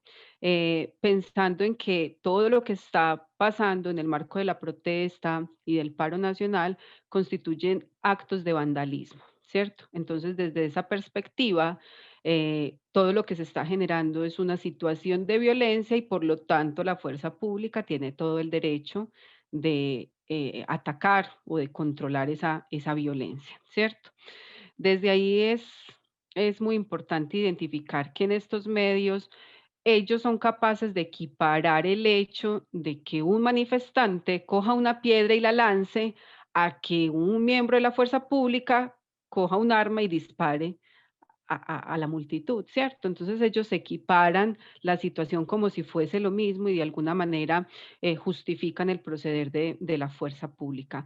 Yo creo que en el marco de lo que estos medios de comunicación hacen, también es importante traer a colación lo que sucedió con la violación de la patrullera en el CAI de Cali y todo el protagonismo que se le dio a esa situación. Y no estoy diciendo con ello que no sea importante y que no debamos rechazar ese acto contra esa mujer, sino la forma tan desequilibrada en la que se presenta esa información con respecto a los demás actos de violaciones que se han presentado por parte de la fuerza pública. Es como si fuese más importante lo que le sucedió a ella que lo que le sucede a las mujeres en el marco de la protesta, como si ella no se lo hubiese estado buscando, simplemente estaba cumpliendo su deber, pero las otras sí lo estaban buscando, como si lo merecieran, ¿cierto? Y en eso sí quisiera que las demás panelistas pues tratáramos como de abordar lo que esto significa. Resaltar entonces también el papel que ha jugado los medios de comunicación independientes y sobre todo el hecho de tener la posibilidad de hacer transmisiones en vivo. Lo que eso ha significado para la mujer que sale a marchar y que de alguna manera se convierte como en un acto de poder defenderse o incluso de guardar evidencia sobre lo que pasa. Pues de hecho, el caso de Allison pues quedó registrado en esa transmisión en vivo. Entonces es como también resaltar la importancia que tienen todo este tipo de plataformas de Facebook, de Instagram con sus lives y lo que permiten para que el común de la gente que está acostumbrado a ver ciertos medios de comunicación se informen realmente desde todas las perspectivas y puedan tener una información, digamos que menos sesgada de la situación. Gracias, Lady. No sé si alguna otra desea exponer su apreciación frente al manejo que los medios de comunicación le han dado a estas situaciones, o le damos la palabra a los espectadores. Kelly y Dani. Bueno, yo quisiera pues comenzar con precisamente de forma ilustrativa con el caso de Alison, que es paradigmático pues, sobre la violencia contra las mujeres, y es que a mí me parece que se le da mucho protagonismo al brigadier general que dijo que no, que era una fake news, que no hubo, al informe de medicina legal que dijo que no hubo acceso carnal violento, a la manifestación de la fiscalía de que no se trataba de actos sexuales, a lo mejor era exceso de la fuerza pública, y es decir, porque nunca nos brindaron un análisis precisamente que la violencia contra la mujer tiene muchos componentes y que, o sea, y que aunque no hubo acceso carnal, sí hubo actos sexuales que ella misma manifiesta en el video. Y pues con respecto al manejo que le han dado a los medios, quería pues también comentar, o sea, mi experiencia, me gusta mucho seguir medios de comunicación alternativos, pero aún así me parece que en los medios de comunicación alternativos la violencia contra la mujer casi no es visibilizada, es decir, fuera del caso de Alison, yo no conocía estos casos como de abusos. La verdad es que a propósito de la invitación a este excelente pues conversatorio, tuve la oportunidad de darme cuenta de que eran muchísimos casos que no, a lo mejor no eran tan famosos, es decir, o sea, como que se vuelve importante en la medida que a la mujer se le viola, hay un acceso carnal, pero no sabiendo que esto puede ser tan traumático cuando le expresan estas cosas, cuando la tocan. Estaba leyendo uno que creo que fue en Bogotá, que el policía delante de otros policías pues como que le mandó la mano a la zona íntima, y uno dice, pues esto es igual de importante y no se le está dando el peso. Sí, eso es lo que quería comentar. Gracias, Kelly. Yo solamente, ay, perdón, Viviana, yo siempre soy toda así adelantada y voy tomándome la palabra, perdón. De manera muy sucinta, pues complementando lo que han dicho mis compañeras, pues es que en general, incluso al margen de las violencias sexuales y violencias basadas en género presentadas en la movilización, pues el tratamiento que los medios de comunicación dan a las violencias sexuales, pues a este tipo de violencias que mencionaba ahorita, es muy deficiente, ¿cierto? Se presentan ejercicios de desacreditación pública de las víctimas, de sus testimonios, a pesar, bueno, y eso se suma al ejercicio de la labor de investigación, a pesar de que o sea, se parte de la credibilidad del testimonio de la víctima de acuerdo a las convenciones internacionales, ¿cierto? Se presenta de una manera, una visión muy reducida de violencia sexual, como nos decía Kelly, que no contempla otros actos sexuales aparte del acceso carnal violento. Se generan y se construyen estereotipos de la víctima y del agresor, y todo esto lo que hace es que desestima el hecho de denunciar en el contexto general. Y esto no es ajeno a lo que pasa y finalmente se reproduce en los escenarios de movilización. O sea, todo el escándalo mediático que dieron con el caso de la niña en Popayán, de la joven en Popayán, cuando no, se descarta acceso carnal violento, es que ella ni siquiera estaba reportando en su denuncia pública un acceso carnal violento, pero se pone énfasis mediático en ese hecho. Puede que mucha gente ni siquiera comprenda la diferencia entre un acceso carnal violento y otro tipo de hechos, pero ponemos acento mediático en esto y con ello movemos la opinión pública, y entonces la que pasa de ser considerada como víctima ahora puede ser desacreditada públicamente. Entonces miren, es el manejo tan estratégico de los medios, de quién son los medios hegemónicos, a ¿Qué versiones son las que finalmente estos medios van a defender? E insistir, como lo decía ahorita Lady, la importancia de los medios independientes, pero también la necesidad de que estos medios independientes pues visibilicen cada vez más estas experiencias, y no solamente de una forma reducida, sino de manera más amplia, para poder generar escenarios de confianza en los que podamos reportar un montón de situaciones que están subregistradas, completamente subregistradas, porque ni siquiera las reconocemos como violentas, en línea con lo que decíamos ahorita. Gracias. Yo me voy a atrever a pensar en voz alta, y es que es posible que esos medios de comunicación tengan mucho efecto porque nosotros hemos tenido la oportunidad en estos conversatorios de tener gente por fuera, de tener 300 personas en el auditorio ante ciertos temas, y curiosamente, no voy a decir el número, pero es un evento, y agradezco a todos los que están aquí, pero no ha tenido tanta acogida. Uno podría pensar que realmente parece ser o que estamos muy ocupados o lo que le sucede a las mujeres puede realmente no estar importando tanto como debería. Es muy particular la manera en que estos medios de comunicación pueden estar haciendo una labor educativa que no hemos pensado con suficiencia en los movimientos de mujeres.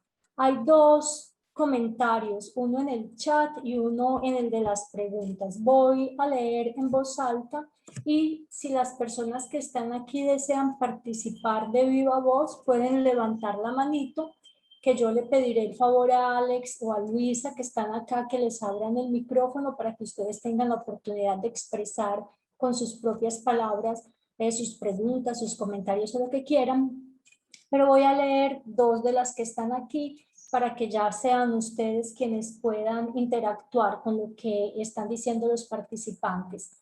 Mari dice, las mujeres hemos sido confinadas, y encarceladas desde el miedo, porque nuestro cuerpo es utilizado como instrumento para violar nuestros derechos. Es una reproducción patriarcal encarnada en la sociedad. Y también tenemos en el chat de preguntas y respuestas a Natalie, que dice, desde el ámbito educativo también sería bueno mencionar cómo sienten y vislumbran este tema, desde la educación básica y también la universitaria.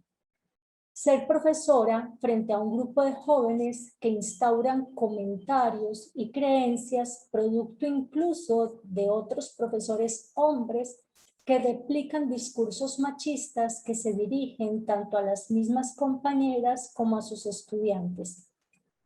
En el marco del paro, el papel de las profesoras y las estudiantes, que también suele ser reprimido, incluso desde las mismas directivas, por el carácter de silencio femenino que sigue estando instaurado.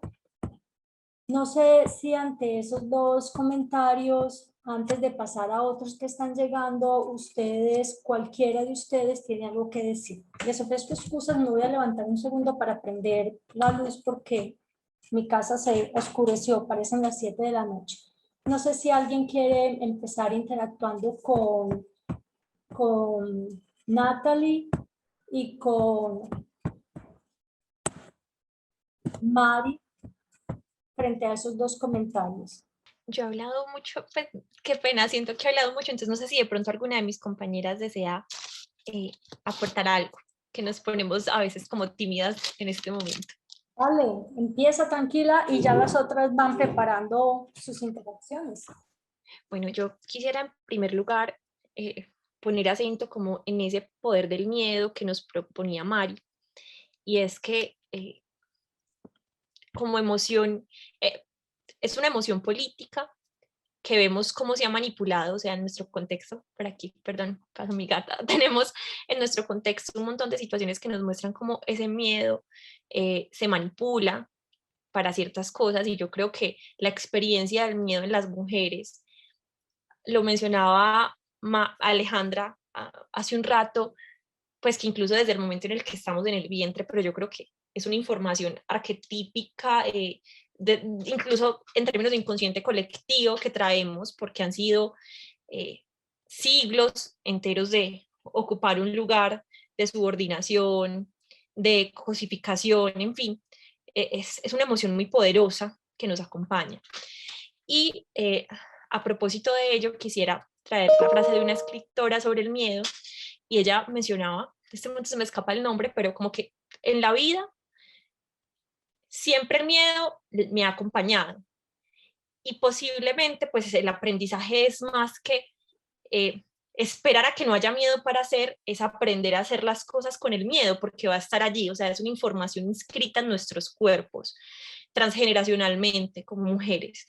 Entonces, desde ese miedo, a pesar de que es el mensaje que se intenta inscribir y actualizar, así sea con el miedo de intentar de construir algo distinto y construir redes de cuidado. Entonces ahorita lo mencionaba Alejandra, como entre compañeras también entre compañeros, comenzamos a tejer redes del cuidado. Yo creo que la pregunta por el cuidado es una pregunta fundamental y que pues lo sumaría como un elemento que me gustaría que también en colectivo nos pensáramos cómo nos cuidamos en este contexto donde sabemos que no nos cuida la policía, no nos cuida el Estado ampliamente, ¿cierto? No, la calle no es un lugar seguro, ni siquiera las casas. ¿Cómo nos cuidamos? ¿Qué estrategias de cuidado? Y creo que eso es algo que está por construir, necesitamos vehiculizar. Quería aportar esto, sé que algunas compañeras también están en el marco educativo, entonces quisiera que desde allí sumaran también a la segunda pregunta. Gracias, Daniela. Kelly. Kelly, no, María Alejandra. María Alejandra, como estudiante, tú eres de Ciencias Sociales, ¿cierto? Sí, señora.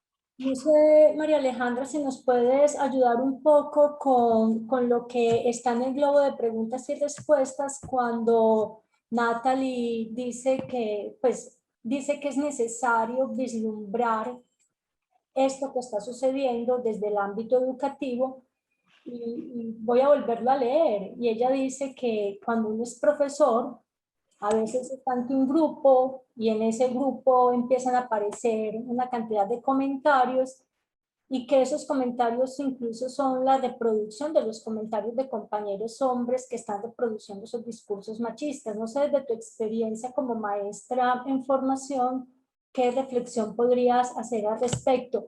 Y dado que también formas parte de un colectivo, si nos cuentas cómo han avanzado ustedes en esas estrategias de cuidado de las que Daniela nos habla. Listo, voy a comenzar con el asunto como de mi postura como profe en formación, digamos ya en parte en ejercicio. En algún momento en una de mis prácticas hice parte de un proyecto basado en aprendizaje, que era el proyecto sobre la mujer en la institución educativa en la que estaba asistiendo como practicante. A mí me pareció muy curioso porque uno de los profes que estaba manejando este proyecto era un man re machista, pero eso es que uno dice como, literal me lo meto como un culo arriba, una cosa que uno era como, ah. Cuando llego yo a trabajar con este man, empiezo yo como, listo, ¿cómo hacemos? Porque él estaba haciendo un espacio separatista. Digamos, yo con esa corriente feminista no me la llevo tanto, o sea, para mí los espacios no deben ser, si bien sí debemos tener como mujeres espacios propios de pensamiento, la lucha por la liberación como tal de la mujer y del yugo que tenemos las mujeres en el sistema. Ay, no sé si me estén escuchando bien o si mejor me pongo los audífonos. Listo, está como lloviendo bastante. La lucha que tenemos las mujeres no la debemos pensar simplemente en nuestra condición de mujer. ¿Que debemos ser las que llevemos la bandera principal?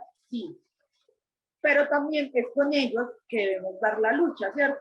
Entonces en el colegio yo le decía al profesor como, ¿por qué carajo separarlo?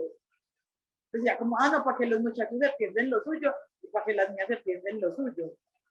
Yo decía como, si los muchachos se van a ir a pensar qué nena, o sea, cuál es el cuerpo de la nena que mejor les parece, cuál es la nena que es más fácil, cuál es la nena que cae más fácil, se van a ir a pensar un montón de cosas, porque si vos vas a ser quien va a dar ese espacio, digamos separatista, ¿por qué no entonces poner una de las profes que ya ha ahondado más en el feminismo para que empiece a cambiar esas actitudes y les haga un llamado de atención sobre las actitudes que traemos de las casas, que traemos de fuera y reproducimos en las instituciones educativas? La cosa es que como yo era la practicante y era la mujer, no tenía casi voz. Se escudaban como, ah, es que es practicante, pero yo estaba con otro compañero y el compañero sí podía opinar más sobre el proyecto que yo. Y yo era como, ah, no, listo, todo bien. Cuando empezamos a gestar un espacio en el que pensáramos el tema con las niñas y con los pelados y peladas de la institución educativa, fue muy bacano porque lo hicimos desde un compartir de sentimientos. Entonces, como muchas veces les profes nos vamos tanto a la academia que olvidamos el sentir del estudiante, el sentir de la estudiante. Lo que atraviesan y simplemente nos dejamos como en un asunto de teoría.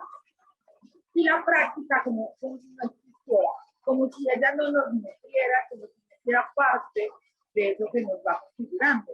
Entonces hicimos un compartir de sentimientos que era como tipo un desahogo, en el que las nenas le iban a decir a los chicos qué sentimientos y qué actitudes consideraban eran objetivos para ellas como mujeres.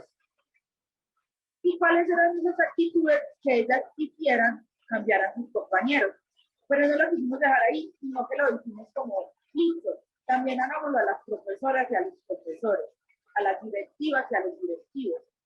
Y nos dimos cuenta que la mayoría de las quejas y actitudes machistas a sus compañeros era más como, no, pero es que él ya ha mejorado, es que yo ya se lo dije y ella sabe que eso me molesta, entonces sí va a cambiar.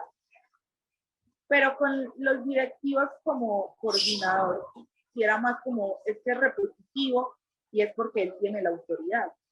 Entonces ver que muchas veces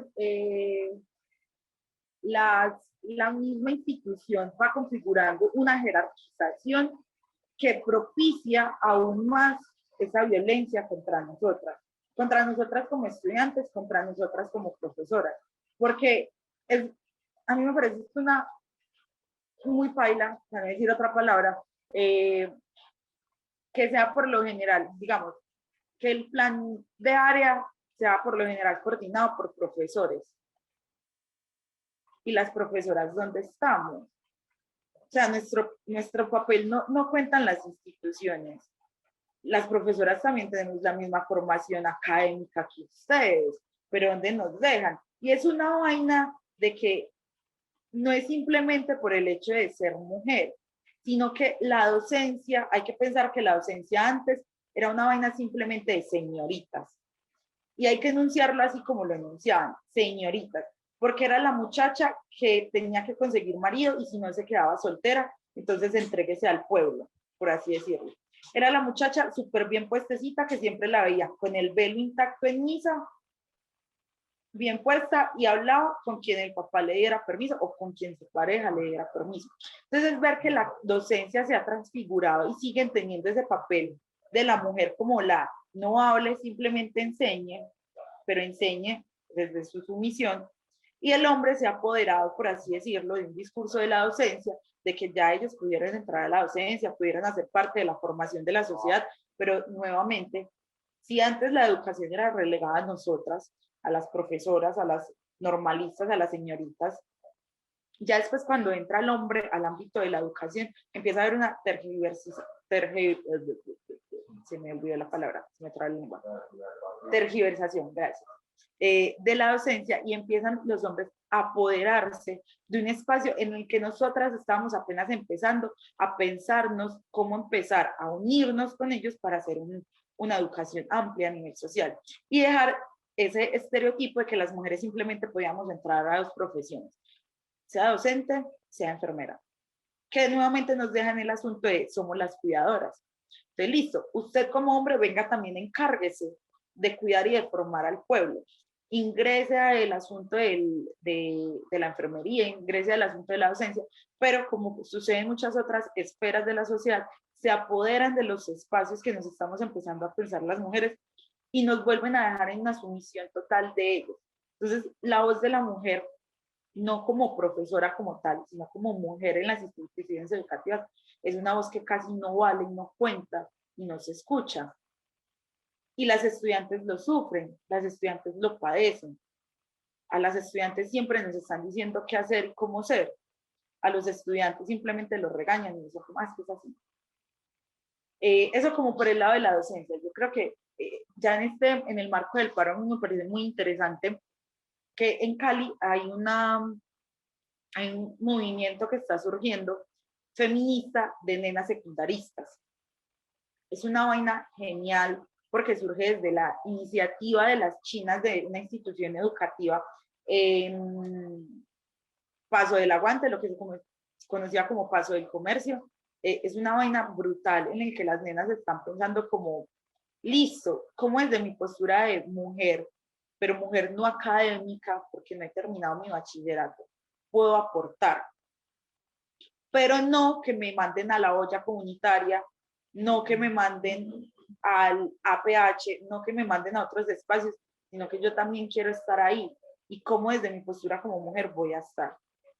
Ese movimiento es una cosa bellísima y me parece que es muy lindo lo que está surgiendo con nenas, hablo en particular como desde mi niña, que es como mi prima, que es como mi hija, que tiene 12 años, y ella me decía como, estos días me hizo una pregunta que yo dije como, no, parce, yo se la respondo no sé cuándo, porque me dijo, ¿cómo me pienso como mujer en crecimiento en el marco de todo esto que está pasando? Porque antes me decían cómo ser y ahora me dicen no sea como me estaban diciendo. Entonces yo ya qué hago, y yo quedé como, ay, yo qué hago aquí, esta china me corchó, y yo como, no, espere, empecemos a pensarnos sí nuevas formas de ser mujer, pero si yo también estoy en ese proceso de formación, no simplemente como mujer, sino que yo también me pienso como mujer educadora, como mujer popular, como mujer revolucionaria. ¿Cómo empieza a tejer esa nueva forma de ser mujer si estamos borrando eso que éramos? Pero, sin embargo, se siguen reproduciendo otras lógicas. Entonces, ¿cómo hacemos como en ese vaivén ahí en el que estamos como de, estamos, no estamos, estamos tejiendo, pero a la vez estamos destejiendo, entonces me agarro de acá, pero para agarrarme de acá me tengo que soltar de acá y no me quiero soltar de acá. Entonces, ¿cómo le hacemos? ¿Cierto? Y es una cosa que como profes yo creo que no debemos desligar independiente del área en el que nos desarrollemos. En mi caso, digamos que las ciencias sociales dan un poco más como para cháchara, para el verbo, pero cómo se va a pensar una profe de matemáticas el qué hacer como mujer en el aula enseñando matemáticas, cómo se la va a pensar la de física, cómo se la va a pensar la de artística. Debemos pensarnos desde diferentes frentes para que no sea simplemente una educación crítica. Pues desde mi colectivo, desde Maestro Pueblo, pensamos en la educación como un arma revolucionaria que sea crítica, combativa y al servicio del pueblo, pero entonces como también pensamos que empecemos a tejer esos lazos entre mujeres para pensárnosla, como desde las aulas también lo hacemos sin dejar a un lado los compañeros, cómo hacemos revolución feminista en el aula sin dejar a un lado lo que compone el aula, sin dejar a un lado esos conocimientos que debemos impartir. Yo creo que es muy complejo muchas veces como que hay medio de chiste, es un chiste como muy malo, pero es como para que la gente entienda, como maricas que estamos llevadas, porque somos mujeres, somos del pueblo y somos revolucionarias, estamos desde en la olla. Y frente a, ay, se me olvidó la otra parte, espérenme, yo la puse. Pero si quieres le damos la palabra a uno de los espectadores y volvemos a eso y le damos un espacio también a pensar en esto que nos estás diciendo de sin dejar de lado al compañero. En ese libro con el que inicié de Judith Butler, ella menciona que es muy importante que todos estos movimientos sociales sean capaces de crear lazos entre ellos, puesto que todos salimos en búsqueda de propósitos distintos, pero no podemos desligarnos porque lo que sucedería es que yo logro lo que quiero y entonces le doy la espalda a los demás. Esa interdependencia es un tejido que valdría la pena pensar. Yo te pido, Alex, que le abras el micrófono al profesor Freddy Villa. Freddy, bienvenido, tienes la palabra.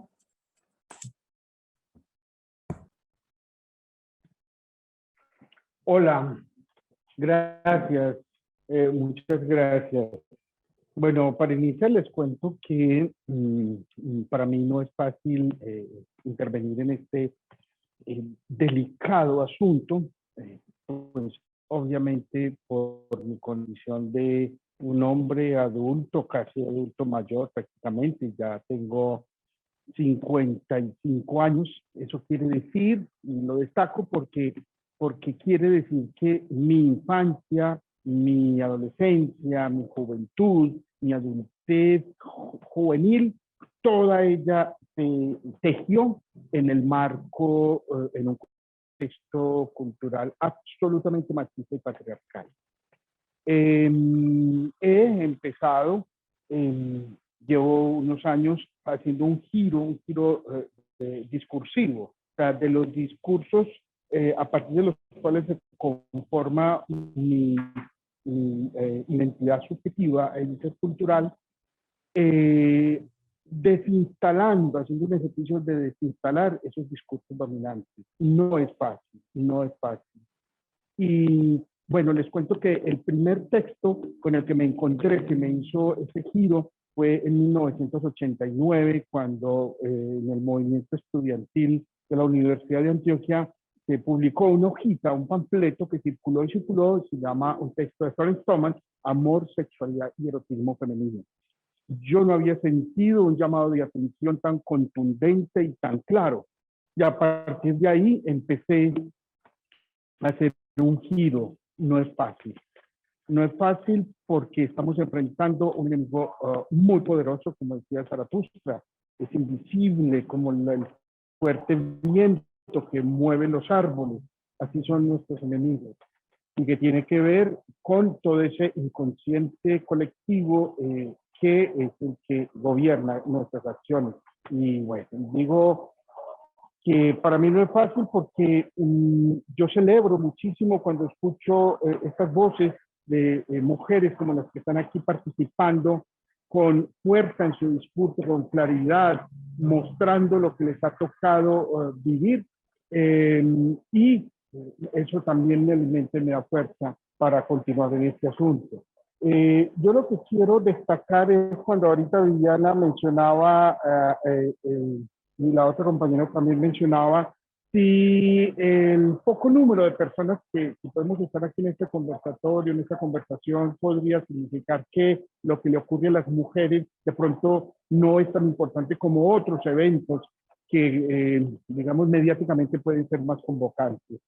Y que se está enfrentando esa hegemonía discursiva de los medios de comunicación que han impuesto unos discursos dominantes. Y nos enfocamos prácticamente en la prensa, la radio, etc. Pero entonces yo quería ir un poco más allá y explicar que tenemos cientos de años de púlpito, cientos de años de púlpito de un discurso cristiano patriarcal que ha fundamentado la identidad tan fuerte que, por ejemplo, ahora que la compañera estaba mencionando sobre las prácticas escolares, lo curricular, etcétera, que nos tiene, que incluso en una constitución política que nos muestra un escenario diferente para lo social, un escenario participativo, pluridécnico, multicultural, laico, resulta que aún hoy en la mayoría de los establecimientos educativos de educación pública, toda la educación en el currículo expreso y también en el oculto está fundamentado en lo confesional. Entonces todavía hay persistencias, hay sobrevivencias de esa historia que tejió eso que hoy, que a estas alturas todavía se denomina patria, y que estas nuevas voces juveniles están marcando un punto de inflexión también discursiva para cambiar los nombres y tal vez podríamos llamarlo matria. No solamente un cambio de nombre, sino un cambio de sentido a eso que nos vincula y que nos junta. Y que esos siglos de púlpito que insistieron y repitieron a través de múltiples dramaturgias para posicionar ese lenguaje hoy que está tan instaurado y enraizado, requiere mantener continuamente estos espacios y estos ejercicios de conversación, de posicionamiento de la voz de las mujeres para que los hombres vayamos ampliando también y vamos encontrando una ayuda para enfrentar eso que está tan adentro y que es tan difícil confrontarlo. Así estemos poquitos, así volvamos a entrarnos, pero insistir, porque estamos enfrentando centurias de púlpito y esos discursos de púlpito luego fueron a la prensa oficialista, a la prensa conservadora, y ahí se han construido identidades. Entonces, solo quería atreverme a manifestarles esto y a decirles que yo me siento, más que acompañar en la lucha de ustedes, me siento acompañado en la lucha interna que llevo enfrentando esos cómodos y naturalizados discursos patriarcales que nos llevan a justificar tantas acciones cotidianizadas de violencias contra, no solamente contra la mujer, sino contra esas otras expresiones de diversidad de género que están rompiendo de una manera extraordinaria esos mitos fosilizados que nos han tejido como sociedad. Esas voces son sumamente importantes. Entonces, solo quería decirles que me siento acompañado en esta batalla personal. Gracias. Gracias a ti, Freddy, por estar acá con nosotras. Son las 3:50. Les voy a pedir para acabar de manera puntual, como les había mencionado al inicio, es muy importante ser respetuosos con el tiempo de ustedes. Sé que tienen otras actividades en sus colectivos, en sus vidas familiares, que cada una piense, no sé si una conclusión, sino aquello que había preparado para decir y que de pronto no ha podido decir, y que diga: esto es fundamental que quede para que las personas que reproduzcan el video lo escuchen, y que cuando le toque el turno a Alejandra nos pueda dar algunas pistas sobre esto de cómo las mujeres podemos, las mujeres, los hombres, las disidencias sexuales, cómo podemos seguir creciendo en este llamado que nos hace Daniela de cuidarnos y cuidar a los otros. En el chat queda una pregunta, y tal vez en los minutos que cada una tenga, porque deben ser muy concisas, pueda alguna, tal vez no todas, hacer referencia a lo que ella está diciendo. Excúsenme un segundo, subo a lo que está diciendo, creo que es Caterine. Caterine, ella nos está diciendo que le parece muy interesante que hablemos de la violencia sistemática que se instaura por el Estado, haciendo énfasis al abuso sexual e intimidación de la mujer. Sin embargo, ella quisiera que se hiciera referencia a algo más en torno al caso de la mujer policía que fue abusada sexualmente en el CAI de Cali, y si ustedes pudieran o alguna hacer un contraste entre esta violencia y la violencia que se comete contra las mujeres que marchan. Entonces, repito, o una conclusión, o la interacción con Caterine, o esa frase, expresión, idea que usted dijo, yo la tengo que decir, pero no ha podido decirla, para que sea este el momento. Entonces, si les parece, empezamos con Kelly.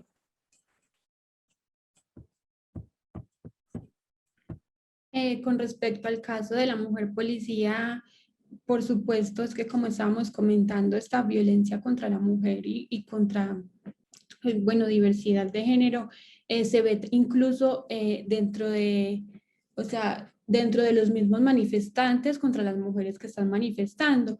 Creo que la diferencia acá es que, o sea, se le dio como muchísima publicidad en los medios de comunicación, se ofreció una recompensa de 20 millones de pesos, a diferencia, por ejemplo, de los otros casos de mujeres que han sido agredidas en las marchas, en donde ni siquiera se hace público, o como en el caso de Alison, que inmediatamente, o sea, se empezó a, incluso se sacaron cuestiones personales íntimas de la vida de ella como para desmeritar la declaración que ella había hecho antes de suicidarse. Muchas gracias, Kelly. Bueno, Entonces, arrancar ahí. bueno, yo voy a tratar como de darle también como algunas pistas a Catherine. Violencia es violencia. Eso no se justifica del lugar de donde se manifieste. Incluso cuando yo hice la comparación decía, igual hay que rechazar estos actos porque no tienen justificación. Yo pienso que acá el problema, como le decía Kelly, es la relevancia o el protagonismo que se le da a unos casos más que a otros, y ahí sí quiero hacer como mucho énfasis en algo que no quisiera que se acabara el conversatorio sin decir, y es que de todo esto que sucede con la mujer en el marco del paro nacional, de la intimidación sexual por parte de la fuerza pública, quizás lo que más duele es encontrar que por parte del gobierno y por las entidades que deberían regular el proceder de este, no hay ningún tipo de manifestación frente a estos sucesos. No hay un rechazo frontal a lo que pasa.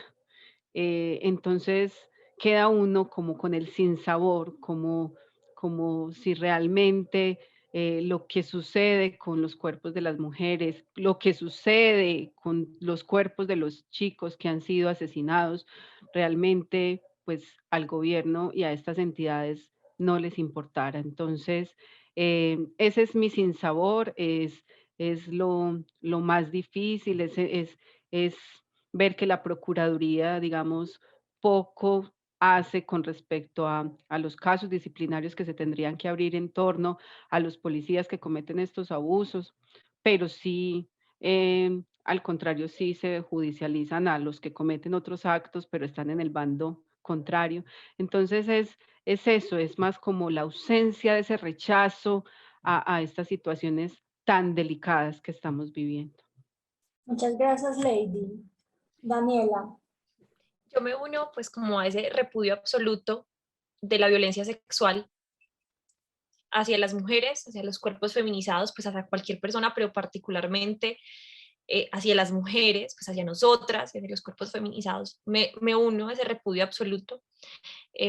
Como hablábamos, la violencia patriarcal que justifica este tipo de hechos es mucho más amplia, anterior incluso pues a este hecho de violencia, a este marco de violencia policial. Hoy hemos enfatizado, digamos, en las características particulares, pero yo creo, Caterine, que es necesario seguir poniendo sobre la mesa a todas las víctimas y seguir poniendo sobre la mesa a todas las víctimas porque para pensarnos y ver la sistematicidad de estos hechos y seguirlos sancionando una y otra vez, ¿cierto? Eso por un lado. Y como mensaje, leía en un cartel en el marco de la movilización, frente a sus armas de fuego, nuestras almas de fuego. Y entonces es conectarnos con esa fuerza eh, que también está en la resistencia que surge de la indignación, la rabia, incluso el miedo cuando se vive acompañado y colectivo, cuando se colectiviza también desde la juntanza y la responsabilidad del cuidado para que pues estas almas de personas a las que sencillamente esto no nos pasa de largo, sino que nos mueve y nos toca, podamos construir cosas diferentes. Muchas gracias, Daniela. Y María Alejandra, tú cierras entonces el evento. Bueno, ahí como, pues, digamos, como me gustaría cerrar por mi parte, sería como con la consigna que estaba mencionando ahorita. Romper las cadenas, o sea, dejarle la invitación a mis compañeras, a todas las mujeres que estén ahí escuchando, que vayan a escuchar esto, rompamos las cadenas, salgamos a las calles, dejemos esos miedos. No es fácil, no les voy a decir que va a ser algo fácil, pero cuando nos empezamos a enfrentar a esos miedos en colectividad, saber que no es un miedo solamente mío, sino que es un miedo que tenemos un montón de mujeres y saber que existimos mujeres y que existen compañeros que están luchando para que esos miedos queden en la historia, es más bonito. Entonces, nada, saquemos esa furia que tenemos las mujeres, porque razones para estar putas tenemos de sobra, saquémoslas todas, saquemos esa digna rabia que tenemos de nuestros cuerpos, de nuestras cuerpos, y vamos a la calle a luchar por cambiar esta joda, no solamente para nosotras, sino para las que están atrás, para las que están adelante, para las que van a venir. La invitación es esa, si quizás les da vaina salir por el hecho de que la cosa está muy caliente, de que también somos mujeres en una sociedad machista en la que pues no hay que ocultar que tenemos un doble riesgo. es invitarlas a que hagan parte de colectividades, hay un montón, y en alguna van a encontrar su lugar y van a encontrar su lucha propia. Entonces, esa como a romper las cadenas del miedo, a romper las cadenas de la opresión y a salir a luchar por nuestros derechos, como mujeres y como mujeres del pueblo. Y pues, frente a pues, me gustaría opinar frente a lo de la violación de la mujer policía. A mí me parece muy paila que utilicen una cosa tan seria como el ultrajar de un cuerpo, sea mujer, sea hombre, para dar una pantalla, para victimizar a una institución que no es la víctima, sino que es la victimaria, para decir como, es que a nuestras policías también las violan. Sí, qué gonorrea, pero ¿cuántas mujeres ustedes no han violado y se han quedado en la impunidad? ¿Cuántas dicen que es mentira? ¿Cuántas dicen que fue un invento? ¿Cuántas salen con la excusa tan pendeja de eso fue viejo, entonces porque fue viejo no vale? O sea, no, es una violación y se debe reprochar y repudiar, venga de donde venga. Pero la vaina es como la institución la usa a su favor para salir a limpiar su institución. Y cómo esa tal justicia que anhelamos tanto solamente sirve para unos y para otras no. Como si a esa mujer violada porque era policía, buscaron su violador, movieron cielo y tierra, pero a los policías que violan, que se les tiene placas, que se les tiene videos, que se les tiene todas las evidencias que prueban, se quedan como, no, fue un error. Sí, mucho fue un error, porque en el peor de los casos, y que es lo más normal en nuestro país, ni siquiera se les abre una investigación. Entonces, entender lo que decía ahorita, no todas las mujeres somos iguales, y si bien sufrimos algunas los mismos vejámenes, las mismas situaciones, no a todas nos pasa lo mismo cuando nos sucede, no todas debemos pasar por el mismo acoso.